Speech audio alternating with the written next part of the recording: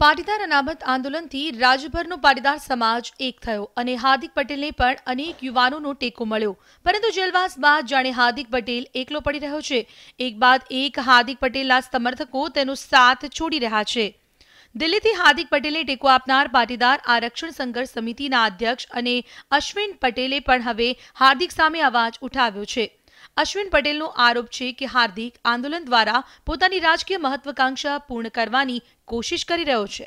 સુધી અમને લાગતું હતું સમાજને પણ એવું લાગે છે કે અમારા માટે કરે છે, પણ એ કોઈ રાજકીય મહત્વાકાંક્ષા છે એની, અને પોતાની જાતને એવું માને છે કે હું મોહન ભાગવતની જેમ સંઘની જેમ બહારથી મારા એટલા એમએલએ અંદર મોકલી દઉં, મારા સાંસદો હોય, એટલે જે રીતનું એની રાજકીય મહત્વાકાંક્ષા સમાજને હાથો બનાવીને એ જે સંતોષવા નીકળ્યો છે એને હવે તાત્કાલિક અટકાવવો પડે।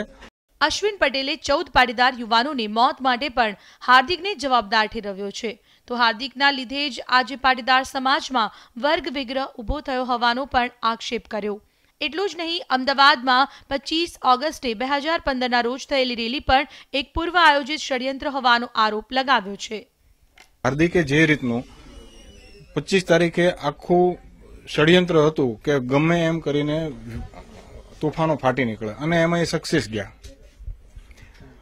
એના માટે એને બિહાર, યુપી, એમપીના જેટલા બીજા રાજ્યના લોકોને બોલાવ્યા હતા। એ જીએમડીસીના ત્યારના એ દિવસના અગર કોલ ટ્રેસિંગ રેકોર્ડને તમે જુઓ તો પરપ્રાંતિયોનો મોટો કાફલો 50,000થી વધારે પરપ્રાંતિયો ગુજરાતમાં ત્યારે ઘુસાડવામાં આવ્યા હતા।